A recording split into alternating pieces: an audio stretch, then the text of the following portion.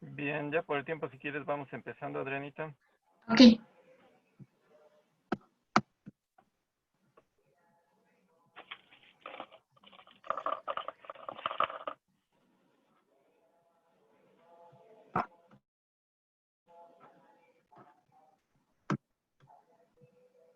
bueno, y vamos a ver el tema de disfunción eréctil en el adulto mayor.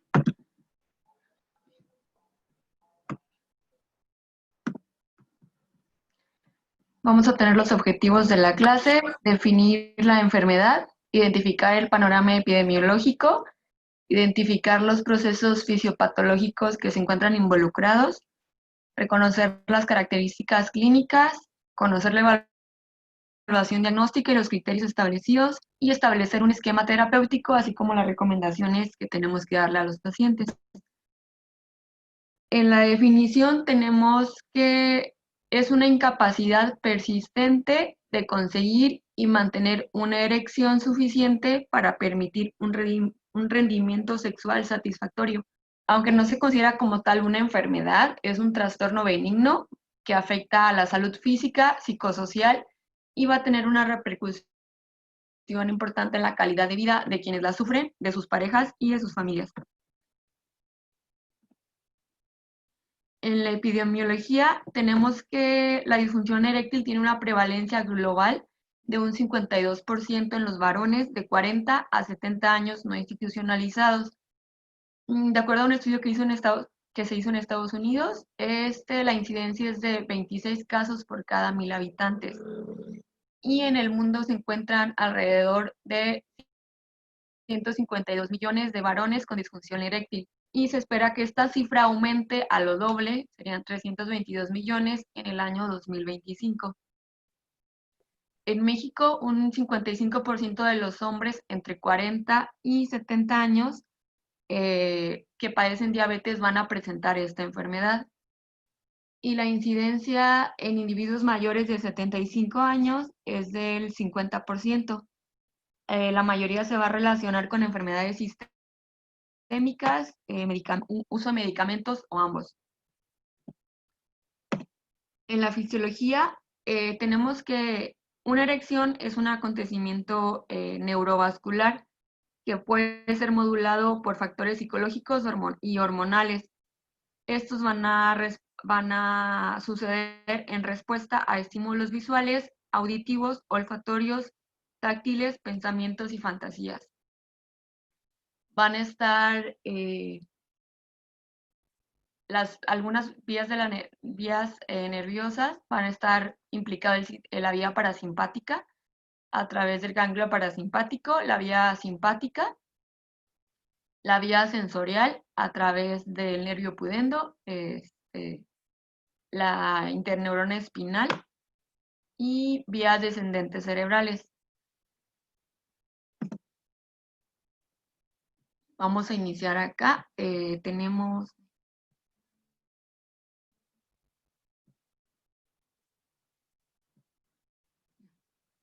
Va a haber un estímulo visual auditivo, se van a activar los centros corticales superiores y va a haber liberador de mediadores, dopamina y oxitocina.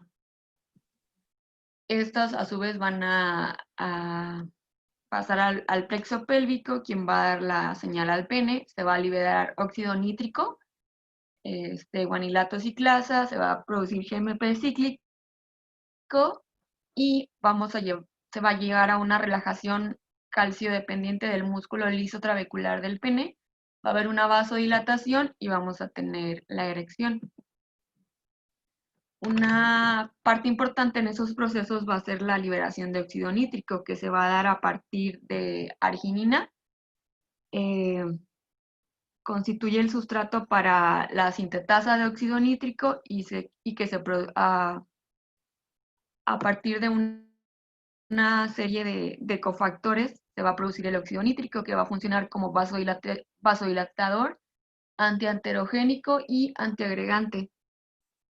Cuando hay algo que haga que no se produzca el óxido nítrico, pues va a ser una de la fisiopatología para presentar disfunción eréctil. En las fases de la respuesta sexual, en la masculina vamos a tener la fase de excitación, la meseta, el orgasmo, resolución y un periodo refractario absoluto, que va a ser diferencia con el de la mujer, que va a tener una excitación, una meseta más prolongada, puede haber multiorgasmos, un orgasmo múltiple y después la fase de resolución. La erección se va a producir cuando el tejido muscular se dilata y se llena de sangre, provocando un aumento y tamaño de la rigidez peniana. Se va a producir cuando el flujo sanguíneo ingresa al pene, colapsa el retorno venoso y hace que, que se impida el escape sanguíneo, manteniendo la forma y de la erección. Si el flujo sanguíneo hacia el pene es insuficiente o se escapa de este, se produce una dificultad para lograr y mantener la rigidez peniana, suficiente para que se lleve a cabo una buena relación sexual. Después de la fase de erección, bueno, después al terminar la erección, va a venir la fase de flacidez. Aquí ya va a haber cese de los neurotransmisores vasoactivos, va a haber degradación de los segundos mensajeros por la 5-fosfodiesterasa y va a haber una activación simpática durante la eyaculación, con lo que va a regresar al estado de flacidez del pene. Vamos a tener los cambios asociados al envejecimiento, cambios fisiológicos en la respuesta sexual de los ancianos. En los hombres va a haber disminución en los niveles de testosterona, disminución de la espermatogénesis, disminución del tamaño testicular, aumento del tamaño de la próstata, disminución de la fuerza de contracción prostáticas y disminución de la viscosidad y del volumen del líquido seminal.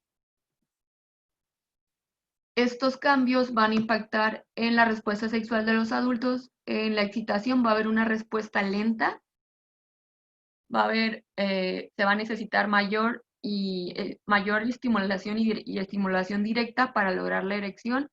Van a ser erecciones menos fuertes. La fase de meseta va a estar alargada y va a haber ausencia en la emisión de fluidos preeyaculatorios. En cuanto al orgasmo, vamos a tener que va a haber cambios, va a haber una menor duración, va a haber contracciones cortas y pocas contracciones y cortas, y disminución en el volumen del semen. En la fase de resolución va a haber mayor velocidad en el retorno al estado preexcitatorio y un mayor periodo resistente. En la fisiopatología va a haber un gran número de circunstancias que pueden producirla, ya sea de origen anatómico, fisiológico o psicológico. En el hombre los cambios hormonales van a ser lentos y no va a haber una variación cíclica tan marcada en cambio con las mujeres. Por esta razón, el hombre, el hombre es capaz de tener deseo fisiológico ante un estímulo adecuado, ya sea verbal, visual, táctil o psicológico. Si el estímulo es lo bastante poderoso, la erección aparece y el hombre, sin importar la edad, puede estar listo para tener una relación coital.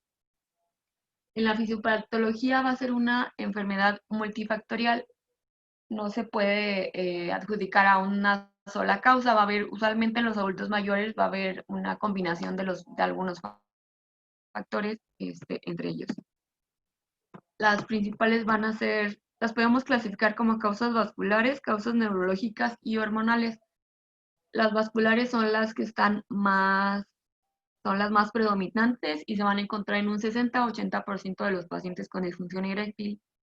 Van a ser principalmente por enfermedades, bueno, como diabetes,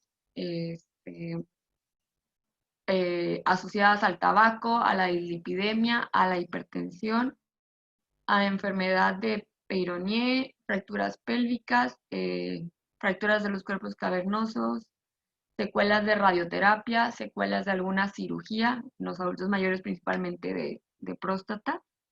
En las causas neurológicas, que va a ser un 10 a un 20%, en el sistema nervioso central, algún accidente vascular cerebral, síndrome de apnea del sueño, enfermedad de Alzheimer, enfermedad de Parkinson, algún tumor cerebral. En la médula espinal, ya sea traumatismos, hernias discales, esclerosis, algún tumor medular, a nivel periférico, de los nervios periféricos, la neuropatía diabética o la neuropatía alcohólica y secuelas postquirúrgicas, de prostatectomías, cirugía de médula espinal o alguna otra cirugía de ese nivel. Y en las causas hormonales principalmente va a ser por obesidad, hepatopatías, algún tumor hipofisiario, un prolactinoma, alteraciones de la tiroides, ya sea hipertiroidismo o hipotiroidismo, alteraciones suprarrenales y el hipogonadismo, que ya sea el asociado al envejecimiento o por quimioterapia, radioterapia o alguna otra patología. Otra causa va a ser de causa psicógena. Esta va a ser más común en varones más jóvenes. Sin embargo, pues en los adultos también se puede presentar. Vamos a tener en las generalizadas, ya sea una apatía, una pérdida primaria, descenso de la excitabilidad relacionada con la edad, un trastorno crónico de la intimidad sexual, ya sea o ya sea generalizada o situacional, ya sea relacionada con la pareja, o relacionada a la ejecución, asociada a otra disfunción sexual, como ejemplo, eh, eyaculación rápida, ansiedad de ejecución situacional, como miedo al fracaso o que no vaya a tener un buen desempeño durante la relación, o asociada a estados de humor. Ejemplo, no sé, en depresión, estrés, pérdida de la pareja o pérdida reciente de la pareja. También vamos a tener fármacos que se asocian a la disfunción eréctil y pues muchos de estos fármacos se encuentran en los adultos mayores y son lo que tienen de tratamiento la mayoría, como tiazidas, la digoxina, bloqueadores beta, estatinas, espironolactona, risperidona, benzodiazepinas, inhibidores de la recaptura de serotonina, de la recaptura de noradrenalina, antidepresivos tricíclicos, opiáceos, levodopa, finasteride, corticoides, bicalotamida o flutamida. En cuanto a la disfunción eréctil y el riesgo cardiovascular, vamos a tener que los factores que se encuentran en estas dos enfermedades van a estar frecuentes, como la obesidad, el tabaquismo, la hipertensión, la dislipidemia y la diabetes tipo 2. Existe evidencia que muestra que la asociación entre la disfunción eréctil y los factores para enfermedad cardiovascular. Esto va a ser principalmente por lo que nos va a llevar a la disfunción endotelial, que va a haber un flujo deficiente de las arterias hipogástricas y pudendas, fibrosis cavernosa e hipoxia. Esto en conjunto van a actuar y nos van a llevar a una disfunción sexual. Y todo paciente que diagnostiquemos o se sospeche de disfunción eréctil debe ser considerado como un paciente con enfermedad cardiovascular hasta no demostrar lo contrario y se tienen que hacer estudios. Como ya les explicaba, bueno, va a ser principalmente por la disfunción endotelial y pues va a ser a nivel de la mayoría de las arterias de todo el cuerpo. Va a iniciar con una disminución de los agentes vasodilatadores, siendo principalmente la disminución del óxido nítrico. Esto va a llevar a una constricción subsecuente y un daño repetido a las estructuras de los vasos sanguíneos, pues nos va a llevar a esto, a una disfunción endotelial. En un estudio COBRA, que es un estudio que se hizo para ver los riesgos, el riesgo cardiovascular, se valoró la asociación entre la intensidad de la disfunción eréctil y el grado de aterosclerosis coronaria. Se encontró que los pacientes que tenían disfunción eréctil grave se encontraba enfermedad de varios vasos respecto a los pacientes que solo tenían enfermedad de un solo vaso, con una relación de un 31% a un 12.5%. Y en el 93% de los pacientes de este estudio que tenían síndrome coronario, notificó que había tenido síntomas de disfunción eréctil antes de que aparecieran ya sea la enfermedad cardiovascular, el infarto o la aparición de la angina. Entonces, el periodo de tiempo habitual es de 3 años entre el inicio de los síntomas de disfunción eréctil y un evento cardiovascular. Entonces, por eso es importante que si tenemos un paciente con esta enfermedad, pues también descartemos y busquemos el riesgo cardiovascular que tiene.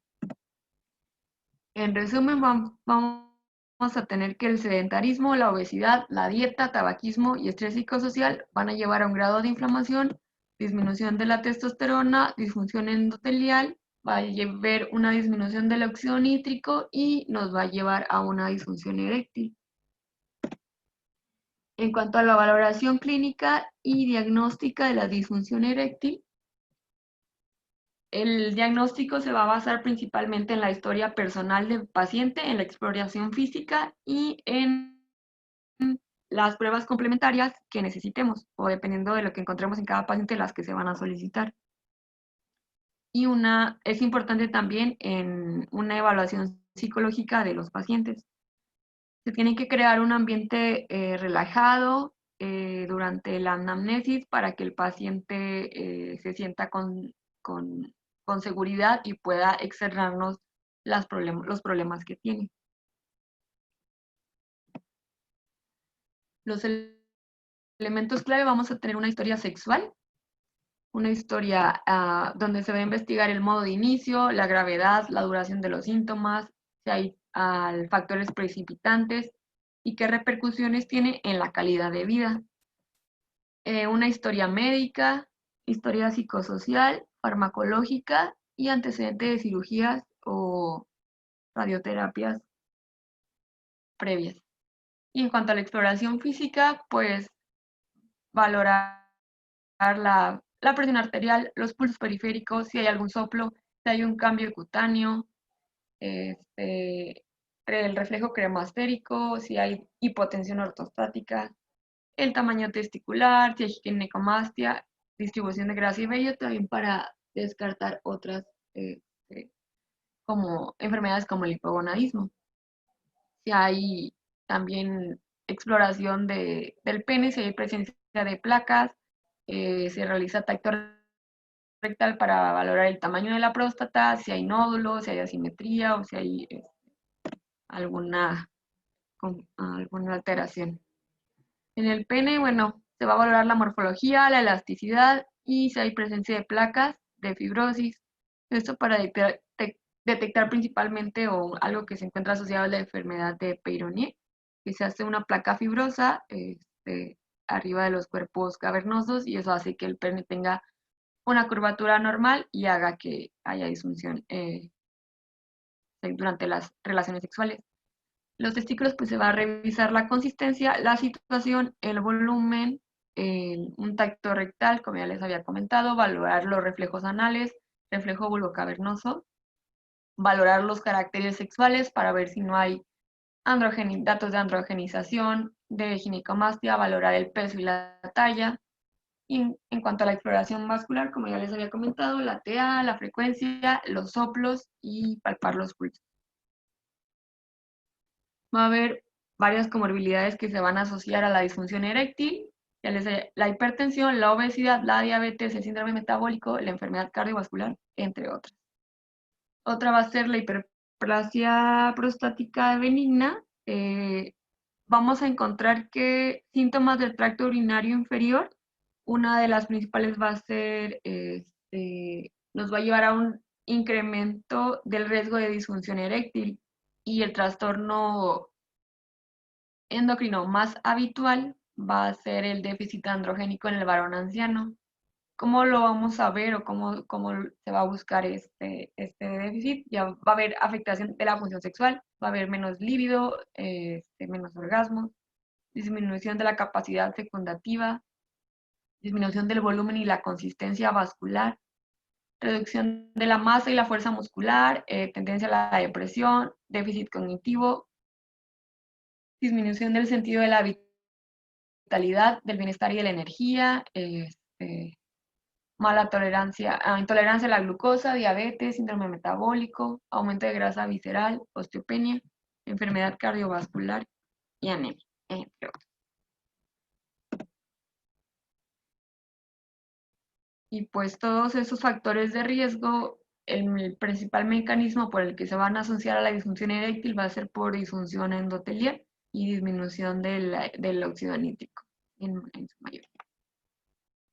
¿Cuáles son algunas preguntas que se tienen que hacer en la historia sexual del paciente?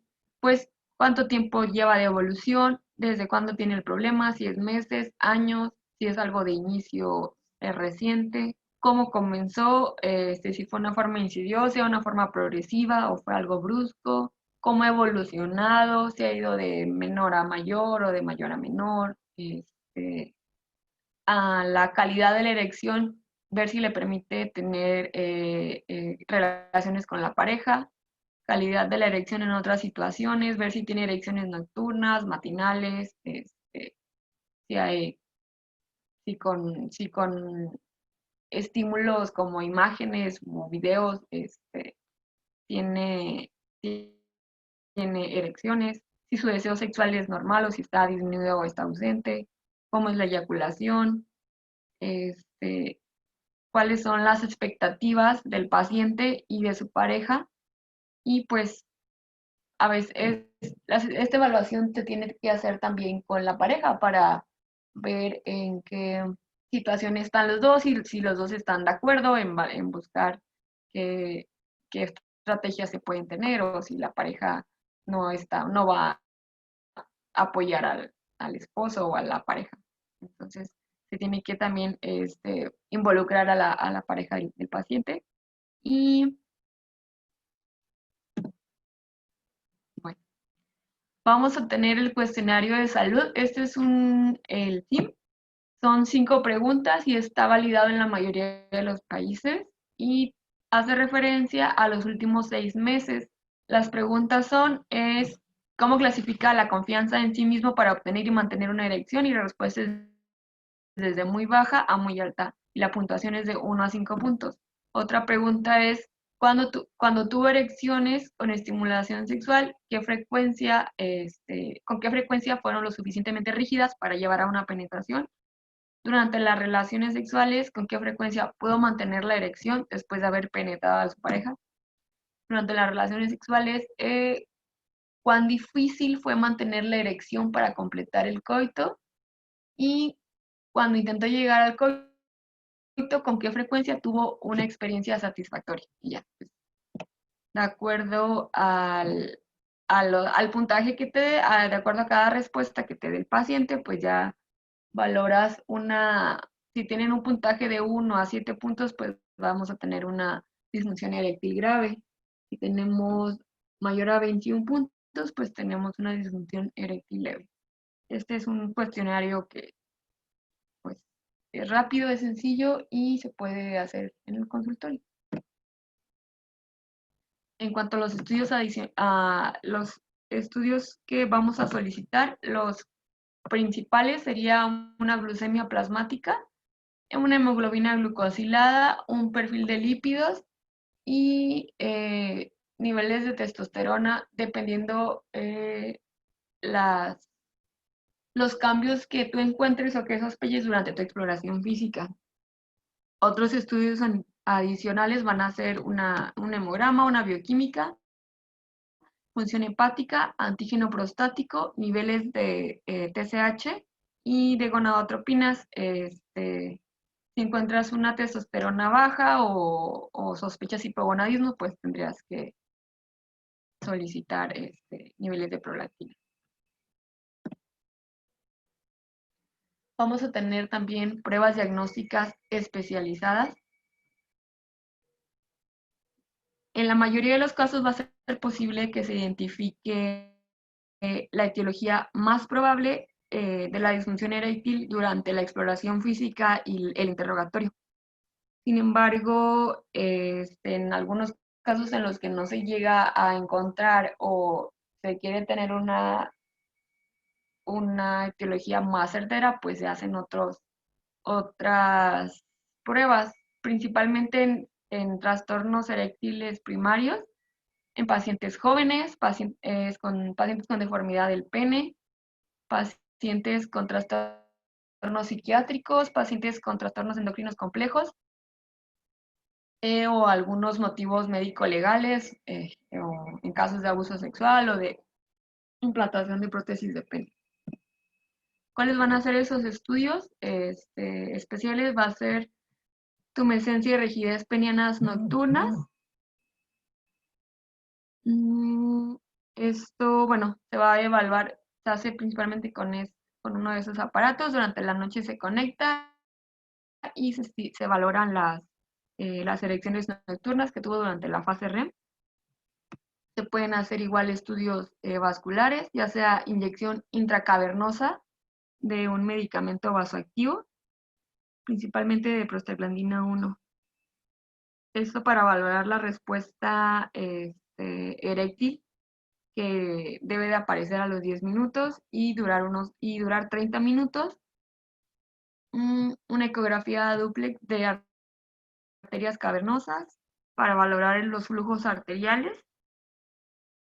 Una arteriografía interna, eso sería en pacientes, principalmente en pacientes jóvenes y en pacientes que van a someterse a alguna cirugía de revascularización. Y pues estudios neurológicos como latencia del reflejo bulbocavernoso o estudios de la conducción nerviosa. Y evaluación psicodiagnóstica especializada, pues hecha por un psicólogo o un psiquiatra.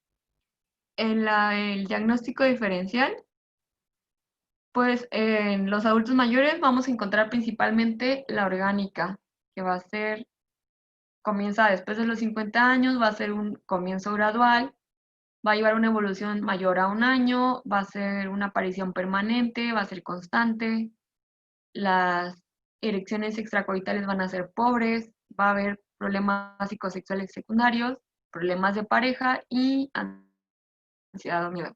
Y pues la psicógena va a ser principal en menores de 40 años. En el tratamiento integral hay que identificar y tratar las causas curables, modificar los hábitos de vida y los factores de riesgo cardiovascular, y educación y asesoramiento a los pacientes y a las parejas. Las últimas días todo te recomendaban una dieta la dieta mediterránea. Se analizaron 4 ensayos desde el 2010 hasta el año presente y los estudios mostraron que los pacientes que tenían los pacientes que llevaban una dieta mediterránea, había un impacto sobre la función sexual, viendo un resultado positivo. Los resultados se asociaron a que había menor riesgo y menor severidad de la disfunción eréctil. Entonces, hay que enfatizar con los pacientes con una dieta mediterránea, aumentando el consumo de frutas, de verduras, de omega 3 y uso de aceites de oliva y frutos secos. Esto pues va a ayudar a los pacientes. Otra es la actividad física. La actividad física va a hacer que haya un aumento en la producción de óxido nítrico y a causa del aumento del flujo sanguíneo va a aumentar la actividad de la enzima para oxonasa, y este va a tener un mecanismo antioxidante que se va a asociar al HDL y va a disminuir el estrés oxidativo. En el estudio de envejecimiento de Massachusetts realizado en hombres de 40 a 70 años, con un seguimiento a 8.8 años, mostró que el riesgo de disfunción eréctil era más bajo en los pacientes que se habían mantenido físicamente activos en comparación con los hombres que se habían mantenido sedentarios. Entonces, esta sería otra recomendación que le tendríamos que hacer al paciente, que tiene que realizar actividad física. La terapia sexual, se va a intervenir con esta terapia con el fin de mejorar las alteraciones psicológicas y maritales que generen la enfermedad. El objetivo es aliviar los síntomas y la mejoría de la función sexual, buscando factores negativos que no le permitan tener una buena relación, una buena salud sexual. Se va a brindar información y se dan sugerencias sobre tareas y sobre comunicación. Además, se van a enseñar técnicas corporales y vivencias, todo esto mejorando los vínculos primarios de pareja con el fin de llegar a una remisión de los síntomas. En una revisión del 2015 se describieron algunas estrategias de intervención sobre los factores de riesgo asociados a la disfunción eréctil, como son el sedentarismo, la obesidad, la dieta no saludable, el alcohol y el tabaquismo. Y pues todos te recomiendan actividad física, pérdida de peso, una dieta adecuada, suspender el consumo de alcohol y suspender el uso del tabaco. Las recomendaciones, que son las mismas para los factores de riesgo cardiovascular. Vamos a pasar a los fármacos. Vamos a tener el primer grupo que salió y que aún es pues muy utilizado son los inhibidores de la fosfodiesterasa tipo 5. Bueno, al haber una estimulación sexual, vamos a tener que se libera óxido nítrico. Este óxido nítrico va a activar a la guanilato ciclasa, que va a convertir que se va a convertir a GMP cíclico. El GMP cíclico va a relajar las fibras musculares lisas de los cuerpos cavernosos y esto va a llevar a la dilatación de las arterias, llegándole una gran cantidad de sangre. La fosfodiesterasa 5 va a hidrolizar el GMP cíclico en un metabolito menos activo, que es el 5-GMP. Al inhibir la fosfodiesterasa, el relajante del músculo liso, favoreciendo la llegada de sangre y almacenamiento, potenciando así la rigidez. Entonces, estos fármacos lo que van a hacer, van a eliminar van a inhibir la 5-fosfodiesterasa para que el GMP cíclico pueda seguir produciendo enzimas y haya una erección satisfactoria. Vamos a tener que esos medicamentos van a ser potenciadores de la erección y requieren estimulación sexual para facilitarla y para que haya una liberación de óxido nítrico. Uno de los primeros medicamentos que apareció en el 98 fue el sildenafil. Este medicamento va a ser eficaz entre 30 a 60 minutos después de su administración. Vamos a encontrar dosis de 25, 50 y 100 miligramos. La dosis inicial recomendada es de 50 miligramos y se va a ir adaptando de acuerdo a la función del paciente y de los efectos secundarios que tenga. La eficacia llega a mantenerse un máximo de 12 horas y la eficacia del sildenafil en la mayoría de los subgrupos de pacientes con disfunción eréctil ha tenido un buen éxito. Algo que hay que tener aquí importante es que al tomarlo, evitar comer comida alta en grasa porque esto va a disminuir sus efectos. El precio, bueno, de esa marca, hay con una tableta es de 217 pesos, sin embargo hay otras marcas comerciales que ya están pues en precios hasta 50, 60 pesos, que son más accesibles. Otras marcas más económicas. Otro que apareció en el 2003 fue el tadalafilo. Este medicamento hace un efecto a partir de los 30 minutos de la administración. Se fija casi a máxima, se va a dar después de alrededor de 2 horas y se va a mantener durante un máximo de 36 horas. los alimentos no van a afectar su eficacia y se va a administrar en dosis de 10 y 20 miligramos. La dosis inicial recomendada es de 10 miligramos y se va a adaptar de acuerdo a la respuesta de cada paciente. Este medicamento también se encuentra para dosis de uso diario en dosis de 2.5 y 5 miligramos. Esto se recomienda para pacientes que tienen relaciones más espontáneas y que tienen relaciones más frecuentes o más seguido. Bueno, el precio de esta marca de una tableta está en 348 pesos, más o menos, y las otras marcas que no es Cialis se encuentran entre 150, a partir de 150 más o menos el precio con una tableta. Las cajas con 8 tabletas cuestan entre 2.400, 2.500 pesos. Entonces, sí es un medicamento pues caro. Y la caja de 5 miligramos con 28 tabletas, que sería para los pacientes que lo ameritan diario, pues también tendría un costo alto de 2.000, más de 2.500 pesos, más o menos. Otro medicamento es el vardenafilo. Este medicamento se aprobó en el 2003 y va a ser eficaz desde los 30 minutos después de su administración. Sus efectos van a disminuir con las comidas grasas. Se administra en dosis de 5, 10 y 20 miligramos. La dosis inicial es de 10 miligramos y se debe adaptar en cuanto a la función y respuesta de cada paciente. Y pues la caja, encontré que la caja con una tableta cuesta 265 pesos, de esa marca. Las otras pues están un poco más económicas. Otro medicamento que se aprobó en el 2014 es el avanafilo.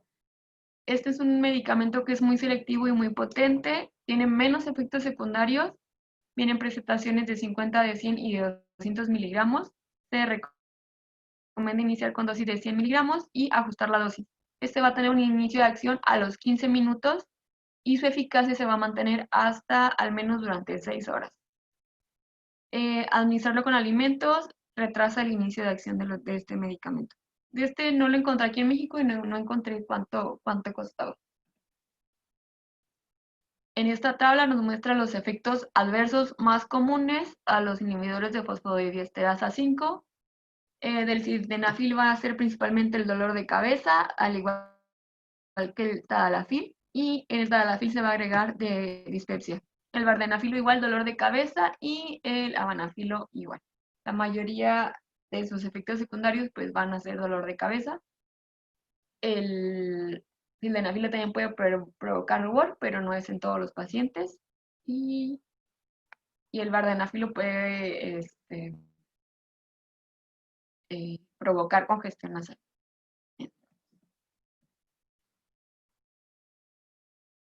En cuanto a la seguridad cardiovascular, vamos a tener que los nitratos van a ser medicamentos que van a estar completamente contraindicados con todos los inhibidores de la fosfodiesterasa 5 porque pueden provocar una hipotensión impredecible. Y si alguno de los pacientes, mientras está usando un inhibidor de la fosfodiesterasa, presentara angina, se deben de esperar, en el caso de haber consumido sildenafilo 24 horas y de vardenafilo 48. De sildenafilo y vardenafilo se debe esperar 24 horas para usar algún nitrato o vardenafilo 48 horas y tadalafilo. También se va a contraindicar los inhibidores de la fosfodiesterasa en pacientes con infarto agudo del miocardio, pacientes que tuvieron un paro cardíaco, que tienen alguna arritmia, que hay hipotensión o hipertensión no controlada, angina inestable y insuficiencia cardíaca de clase 3 o 4. Otra interacción que tienen los inhibidores de la fosfodiesterasa con los medicamentos alfa bloqueantes pueden provocar hipotensión ortostática, El prospecto, que es el sildenafil, actualmente tiene una precaución que advierte que no se debe tomar la dosis de 50 o de 100 miligramos dentro de las 4 horas posterior a tomar un alfa bloqueante. Sin embargo, con la dosis de 25 miligramos no tiene alguna recomendación o no tiene alguna advertencia. No sé, el uso de vardenafil no se recomienda con un alfa bloqueador. Sin embargo, la administración de vardenafil con tamsulusina no se ha asociado a hipotensión clínicamente significativa. Y el talafilo está contraindicado en pacientes que toman alfa bloqueantes, excepto la tamsulusina. Entonces, vardenafil y talafilo pues podría utilizarse con la tamsulusina.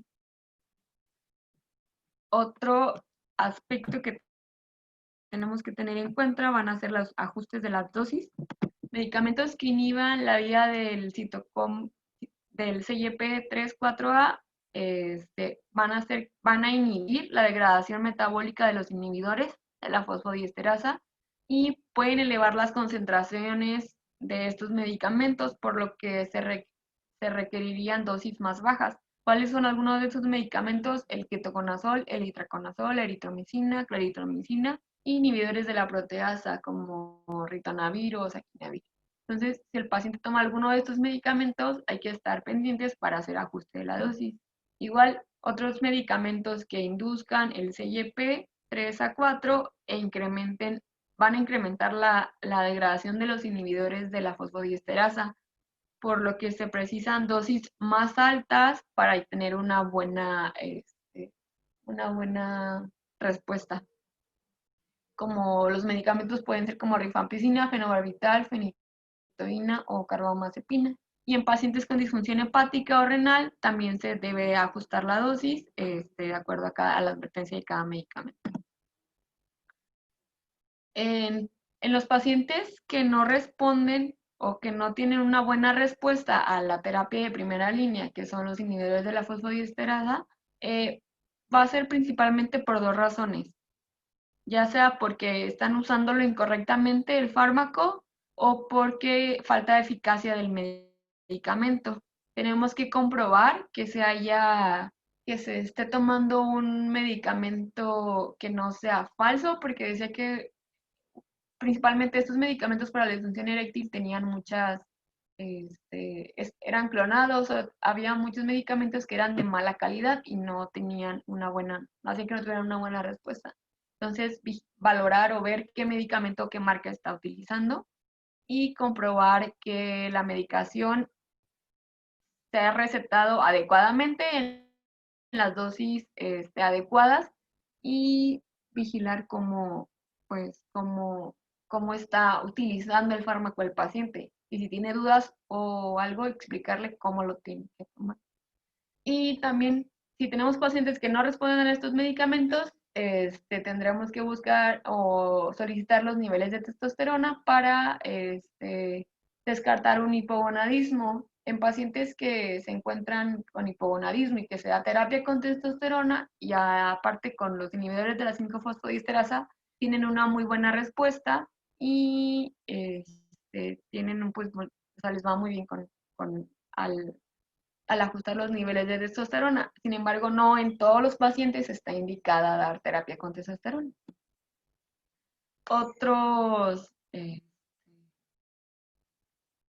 Otro línea de tratamiento son dispositivos de constricción al vacío.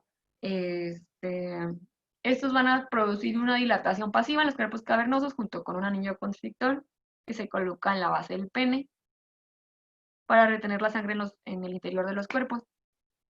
Bueno, pues es el aparatito. Me falta el anillo del constrictor, pero es como un anillo, literal. Los efectos adversos de este tratamiento van a ser el dolor, la incapacidad de eyacular, petequias, equimosis y entumecimiento. Se va a contraindicar en pacientes que tengan algún trastorno hemorrágico o que estén en tratamiento con anticoagulantes.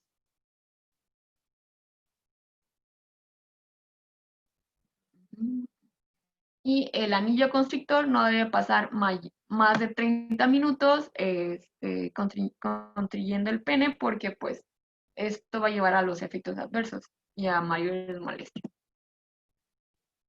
Otro tratamiento son, bueno, ya de segunda línea, serían las inyecciones intracavernosas. Esta es prostaglandina E1. Vamos a tener presentaciones de 10 y 20 microgramos.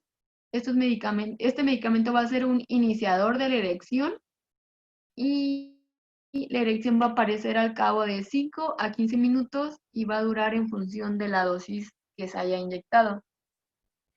Este medicamento ha comprobado muy buenos resultados en pacientes que tienen o que tuvieron secuelas de una prostatectomía radical y en pacientes diabéticos. Ahí tienen un resultado del 93% y en general una satisfacción del 86%. Sin embargo, aunque este medicamento, las inyecciones intracavernosas van a tener una alta tasa de abandono y el precio del medicamento es más o menos de 1,200 pesos, la cajita con una inyección. Después se conecta directamente en los cuerpos cavernosos, entonces por el trauma o por la forma en cómo se utiliza, pues es la mayoría de las tasas de abandono. Además, un efecto indeseable o una complicación sería fibrosis en las partes donde se va colocando las inyecciones. La complicación principal pues va a ser principalmente el dolor del pene y erecciones prolongadas. Vamos a encontrar erecciones prolongadas en un 5% de los pacientes y casos de priapismo en el 1% de los pacientes. ¿Qué medidas se tienen que adoptar en caso de una erección prolongada? Si dura más de 4 horas, pues tienen que acudir al médico para evitar lesiones del músculo intercavernoso. ¿Cuál es el tratamiento? Pues se utiliza una aguja de calibre 19 French para aspirar la sangre y de este modo reducir la presión intracavernosa. Este método puede ser sencillo y suficiente para que el pene retorne a su estado flácido. Sin embargo, si el pene se torna rígido nuevamente, se tendría que hacer inyección intracavernosa de feniglefrina con una dosis inicial de 200 microgramos cada 5 minutos, llegando a un máximo de 500 microgramos en caso de ser necesario. Eso sería como trataríamos una de las complicaciones por el medicamento. Otro medicamento es el alprostadil. Este es intrauretral. Va a haber una interacción vascular entre la uretra y los cuerpos cavernosos y va a permitir que haya la transferencia del medicamento entre esas estructuras. Es como una ampolletita y se coloca intrauretral.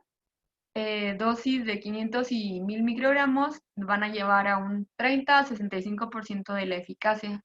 Es un poco más tolerado porque es menos invasivo que la inyección intracavernosa y los efectos adversos principalmente van a ser dolor local, mareo y infecciones urinarias, no como tal por el medicamento, sino por la forma en cómo el paciente lo utilice, si no tiene las manos sucias o alguna cosa como tal. Y bueno, los más o menos venden la cajita con dos dispensadores y el precio está aproximadamente de 620 pesos. Entonces, pues aparte es más barato. Ya en datos o en pacientes que no responden a esos tratamientos o que quieren una solución ya permanente a su problema, pues está la prótesis de pene, que ya sería en una tercera línea de tratamiento.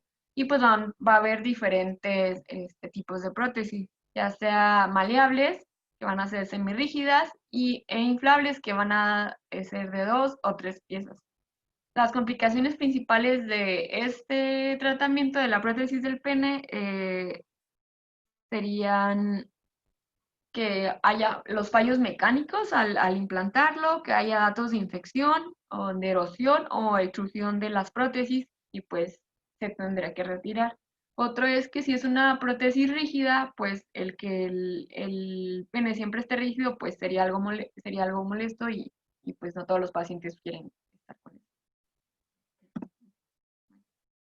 Otro tratamiento que se ha utilizado en estos últimos años son las ondas de choque. En estas se va a aplicar ondas de choque de baja intensidad al pene y a la región para llevar a cabo liberación de factores angiogénicos que inducen una nueva vascularización en tejidos afectados y así mejorar la circulación sanguínea. Aplicando estas fuerzas de tensión en los cuerpos cavernosos, se requiere mejorar el flujo sanguíneo y la función endotelial mediante la estimulación de la angiogénesis. Es un tratamiento breve, indoloro y no requiere ningún tipo de analgesia, de sedación o de anestesia. Este proceso de nueva vascularización va a comenzar a ser evidente en un lapso de 4 semanas y puede persistir durante 12 semanas. Este tratamiento se recomienda principalmente en pacientes que tienen una disfunción eréctil que es de origen vascular. Si tenemos algún otro tipo de disfunción eréctil, ya sea nerviosa o psicógena, pues no va a tener alguna, algún beneficio. En la mayoría de los estudios se usa ondas de choque que consisten en 2 periodos de 3 semanas con 2 sesiones semanales, separados por 3 semanas y por 3 semanas de descanso, aplicando 1500 ondas de choque en cada sesión a 5 focos de destino en el pene. Sin embargo, faltan estudios que muestren con mayor poder los beneficios de esta terapia y que describan los riesgos que puede llevar a corto, mediano y largo plazo. Pero pues sería otra opción menos invasiva. ¿Cuándo vamos a referir al paciente? ¿Cuándo lo referíamos al urólogo? Cuando hay una falla al tratamiento inicial, pacientes jóvenes con trauma perineal o pélvico, cuando hay una deformidad en el pene, ya sea enfermedad de Peyronie o alguna otra. A endocrino, cuando hay una endocrinopatía complicada, si hay un hipogonadismo secundario, un adenoma pituitario, y pues a psiquiatría cuando tenemos depresión, un deseo sexual hipoactivo, para que valore qué tratamiento cómo poder darle una terapia adecuada y cómo poder ayudar al paciente. Y pues eso sería todo. Muy bien. No sé si tengan dudas. A ver, los presentes todavía. Me pareció que está bastante bien.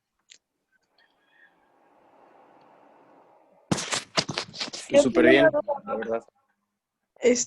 Por ejemplo, ¿qué tan frecuente ya es en la práctica clínica que los pacientes presenten como hipotensión con el uso de los medicamentos?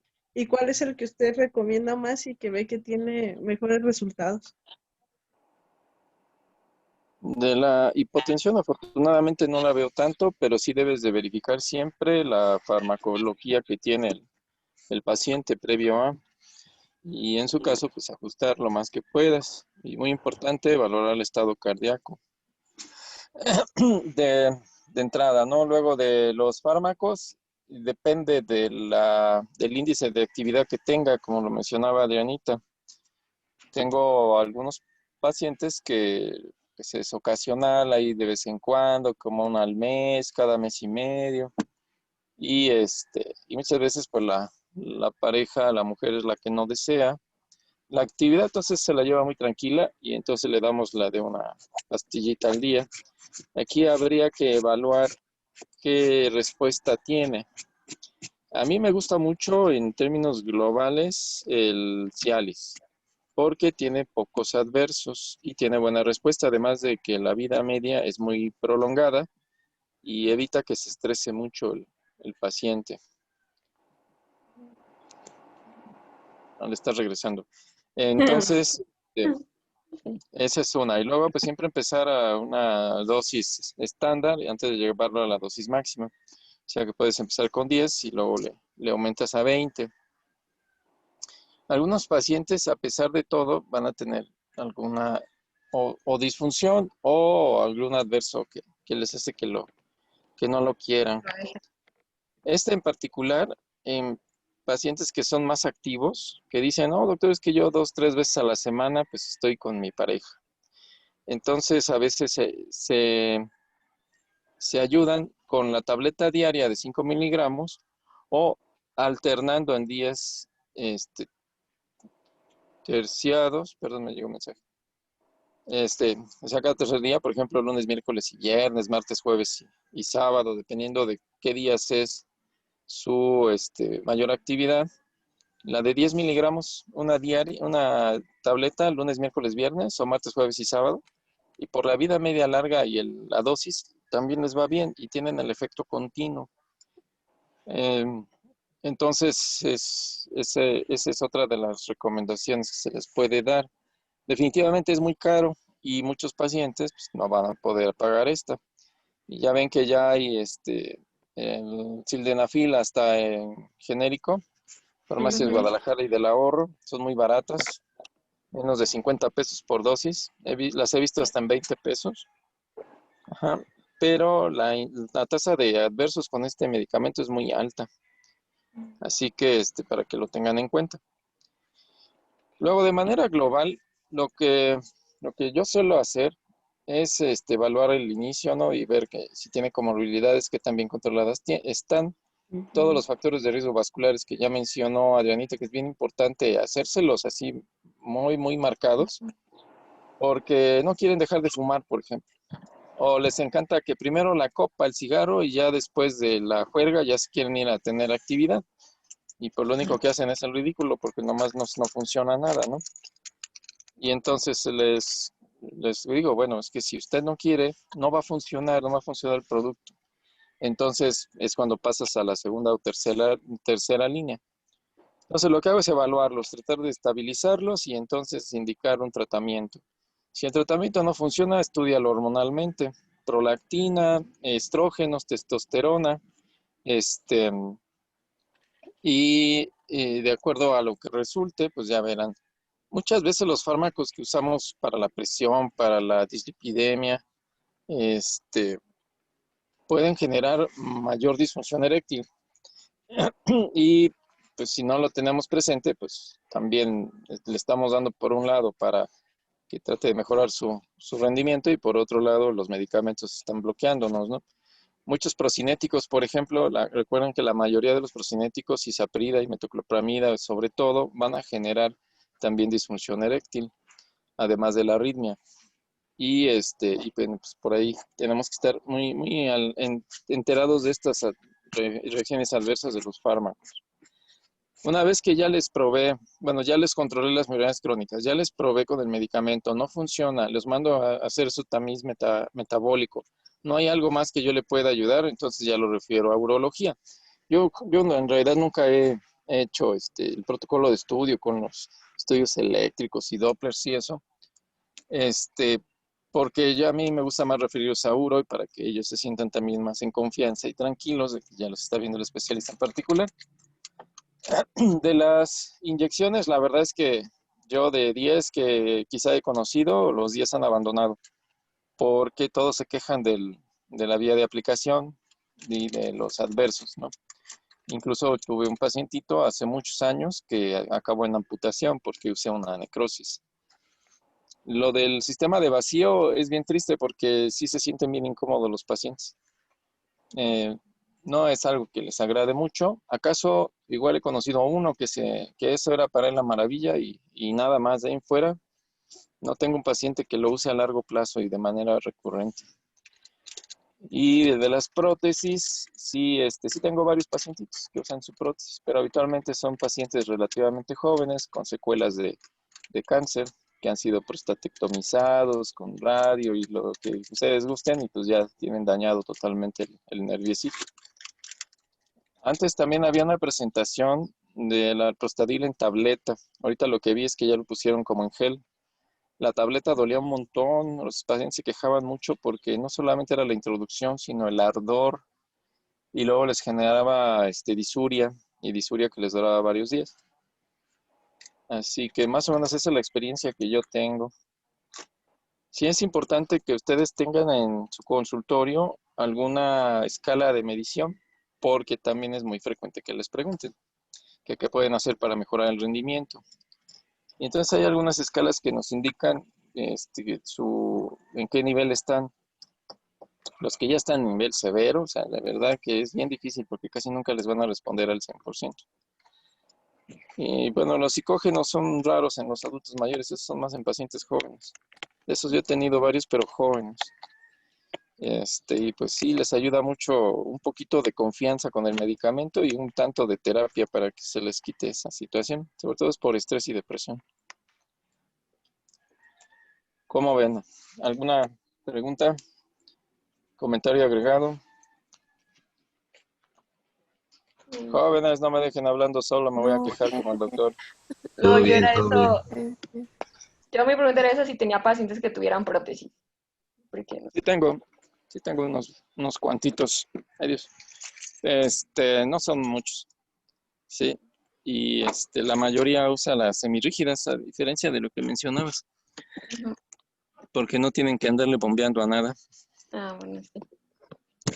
Y ¿Y ese procedimiento, más o menos, cuánto cuesta o cuánto le sale como una prótesis? no, ¿qué crees que no sé? Nunca les he preguntado. Y yo busqué, pero no. Dije, no, eso debe estar muy caro. Pero bueno, No sé, no sabría decirte, pero bueno, es una opción. Bueno, pues, ya. sale, entonces nos vemos mañana. Sí. Sale. Bye. Gracias. Bye.